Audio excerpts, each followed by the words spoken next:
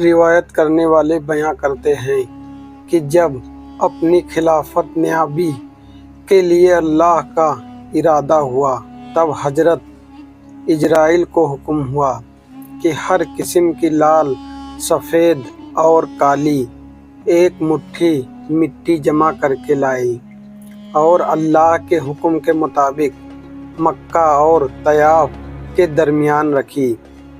اللہ نے اس مٹی پر اپنی رحمت کی بارش کی اور اسی مٹی کے خمیر سے حضرت آدم علیہ السلام کا پتلا تیار کیا۔ 40 سال تک وہ پتلا بے جان پڑا رہا۔ جب اللہ نے چاہا کہ حضرت آدم علیہ السلام کا ستارہ روشن ہو اور آدم کی اولاد انسان کا درجہ پوری دنیا میں بلند ہو تو روح کو حکم ہوا کہ آدم کے جسم میں اترا۔ اس نرم روح نے سخت مٹی میں جانے سے انکار کیا۔ رب کا حکم ہوا، روح کو پہنچا کہ اے جان اس بدن میں داخل ہو۔ پھر جب روح آدم کے سر سے طرف سے داخل ہوئی تو جس جس جگہ پہنچتی جاتی پتھر بنا جسم ماس ہڈی میں تبدیل ہوتا چلا گیا۔ جب سینے تک پہنچی تو حضرت آدم علیہ السلام نے اٹھنے کا ارادہ کیا، وہیں زمین پر گر پڑے۔ شاید اس لیے قرآن مجید میں فرمایا گیا ہے کہ انسان بڑا جلد باز ہے۔ اسی حالت میں حضرت آدم نے چھینکا اللہ کی اور سے اور کہا الحمدللہ، تمام تعریف اللہ کی ہے۔ اس کریم رحیم نے اپنی رحمت سے فرمایا، اللہ آپ ہر رحمت فرمائے۔ یا اللہ کی رحمت کا پہلا جلوہ تھا۔ اس کے بعد اللہ کے حکم سے ایک فرشتہ بہشت سے سجا سجایا جوڑا لایا، حضرت کو پہنایا گیا اور حضرت کے ساتھ تخت پر بٹھایا۔ فرشتے آپس میں کہتے تھے کہ اللہ پاک سے پیدا کر کے جس ہستی کو خلافت کی گدی پر بٹھائے گا تو وہ خدا کے نزدیک ہم سے زیادہ عزیز نہ ہوگا، اور غیب کے جاننے والوں کے دربار میں ہم سے دن رات رہتے ہیں۔ ہمیں امید ہے کہ ہمارا علم اس سے زیادہ ہوگا۔ پھر حق تعالیٰ نے تمام چیزوں کے نام حضرت آدم کو سکھا دیا۔ فرشتوں کو حکم دیا کہ اگر تم سچے ہو تو ان چیزوں کے نام بتاؤ۔ فرشتے جواب نہ دے سکے۔ اپنی غلطی مانتے ہوئے بولے، پاک ہے وہ، ہم تو صرف اتنا ہی جانتے ہیں کہ جتنا تو نے سکھایا، اور تجھ سے بڑھ کر جاننے والا کون ہے؟ تب اللہ تعالیٰ نے آدم کو ظاہری اور باطنی کمال سے آراستہ کیا، اور اس کی عزت کو بڑھانے کے لیے فرشتوں کو جو حضرت آدم علیہ السلام کے تخت کے چاروں طرف لائن میں ادب کے ساتھ کھڑے تھے، حکم دیا کہ آدم کو سجدہ کرو۔ تمام فرشتوں نے حضرت آدم کو سجدہ کیا، مگر ابلیس نے انکار کیا اور بولا کہ میں آدم سے بہتر ہوں، اس لیے کہ مجھے آگ سے اور آدم کو مٹی سے پیدا کیا گیا۔ ابلیس کے اس انکار سے اس پر پھٹکار پڑی اور اسے فرشتوں کے ساتھ سے الگ کر دیا گیا۔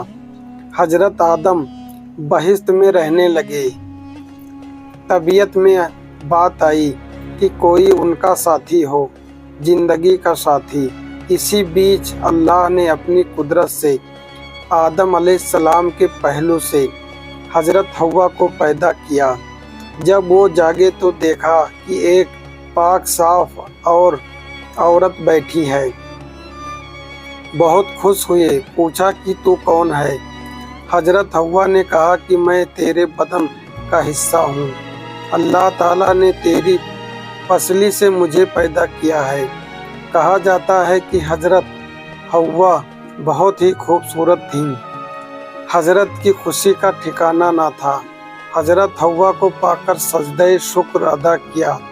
अल्लाह ताला की तरफ से अर्श के उठाने वाले और आसमानी फरिश्तों के सामने इन दोनों का निकाह हुआ।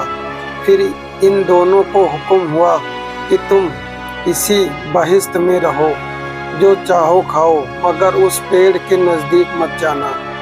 इशारा गेहूं के पौधे की तरफ था। इब्लीस ने आदम को सजदा नहीं किया था और वो निकाल दिया गया था, इसलिए उसे हजरत आदम से खास तौर से जलन हो गई थी। वो हमेशा ऐसा उपाय सोचता कि किसी तरह आदम को बहिश्त से निकाले सकें। इसके लिए पहले वो मोर के पास गया, उससे दोस्ती की और कहा, मेरी दोस्ती के हक तुझ पर साबित हैं। हम तुम एक मकान में रहते थे। मेरी दरख्वास्त तुमसे यही है कि मुझे अपने बाजू पर बिठाकर बहिश्त में पहुंचा दो, ताकि मैं अपने दुश्मन से बदला ले सकूं। मोर ने इस काम के करने से इनकार कर दिया और कहा कि तू ये बात सांप से जाके कह।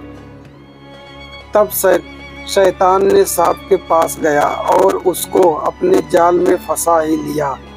सांप उसको मुंह में रखकर बहिश्त में ले गया। फिर हजरत आदम और हव्वा के पास गया और रोना शुरू किया। पूछा, क्यों रोते हो? उन्होंने शैतान को पहचाना नहीं था। शैतान ने कहा, मैं तुमको नसीहत करता हूँ, मुझे तो तुम्हारे हाल पर रोना आता है कि तुम इस बहिश्त से निकाले जाओगे और ये बहिश्त की नेमतें तुमसे सब की सब ले ली जाएंगी और जिंदगी की लज्जत के बजाय मौत का दर्द का मजा चखोगे। दोनों ने शैतान की जब ये बातें सुनी तो बड़ा गम हुआ। इब्लीस ने कहा, अगर तुम मेरा कहना मानो तो तुमको एक पेड़ बताऊं, अगर थोड़ा फल उसका खाओगे तो हमेशा जिंदगी रहेगी और मौत की शक्ल कभी ना देखोगे। हजरत आदम ने पूछा, वो कौन सा है? शैतान ने कहा, वही पेड़ है जिसके खाने से अल्लाह ताला ने मना किया है। हजरत आदम अलैहिस्सलाम ने उस बात को कबूल न किया कि मैं खुदा की कभी नाफरमानी ना करूँगा। जब शैतान ने कसम खाई कि मैं तुम्हारा भला चाहता हूँ, तो भी वो इस नाफरमानी के लिए तैयार ना हुए और उठकर चले गए। फिर शैतान ने हजरत हव्वा की खिदमत में जाकर इस तरह उनके दिल में भी वसवसे डाले और सांप ने शैतान के कहने पर गवाही दी। हजरत हव्वा ने हजरत आदम से फरमाया कि हजरत सांप तो बहिश्त का खादिम है और वो शैतान के हक में गवाही दे रहा है, तो मैं पहले इस पेड़ का फल खाती हूँ। अगर कोई बात पड़े तो मेरे वास्ते खुदा से माफ़ी मांग लेना, और नहीं तो तुम भी खाओ कि हम तुम दोनों तमाम उम्र बहिश्त की नेमतों को चैन से खाया करेंगे।